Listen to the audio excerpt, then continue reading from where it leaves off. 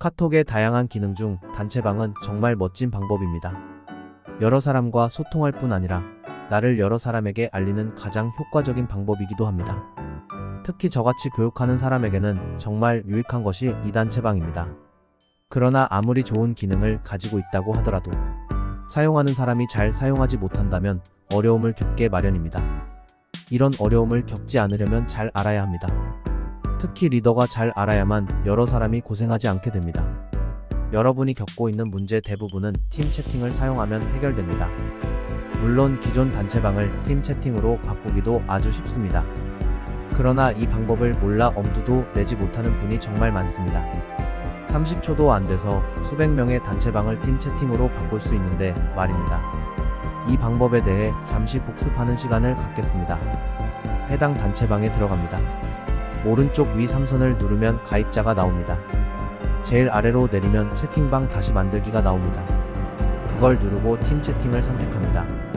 이름을 지으면 기존 채팅방 대신 팀 채팅방이 만들어집니다. 물론 이 방은 아무런 내용이 없는 빈 방입니다. 따라서 기존 방에서 중요한 내용은 복사해서 붙여넣기 혹은 공유 등의 방법으로 옮기면 됩니다. 이제 팀 채팅에서 규칙을 어기는 사람을 내보낼 수 있고 이상한 글은 지울 수도 있습니다. 이런 권한은 방장에게 있는데 부방장을 선정하여 같은 권한을 줄 수 있습니다. 단체방이 시끄러워 소리가 나지 않게 해둔 사람이 많습니다. 그런 분은 카톡을 보내도 잘 읽지 않습니다. 특별하게 단체방에 속한 어떤 사람이 글을 읽게 하는 방법이 이 멘션 기능입니다. 이 방법은 채팅방 알림 기능을 꺼놓은 상태에서도 푸시 알림을 받을 수 있어 개인에게 알림이 갑니다. 이 멘션을 적용하려면 설정, 톱미단 받기, 실험실, 멘션 자동 적용하기를 켜 놓으십시오. 멘션 방법은 아주 간단합니다.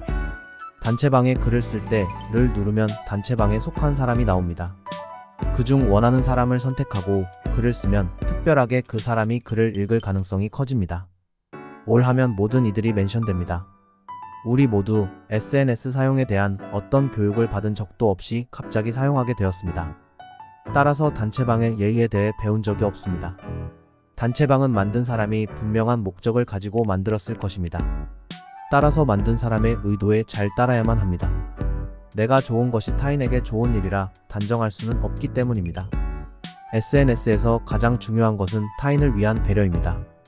규칙을 잘 지키고 올린 글도 잘 체크하시고 글을 올리지 말아야 하는 단체방에는 글을 올리지 않는 규칙도 잘 지켜야만 합니다. 그렇게 하기 위해서는 단체방에서 3선, 톱미단 받기, 현재 채팅방, 입력창 잠금을 눌러 실수로 글을 올리는 일을 방지하십시오. 행복한 카톡 생활을 하려면 규칙을 잘 지켜야 합니다. 특히 타인을 배려하는 일은 몸에 배어야만 합니다.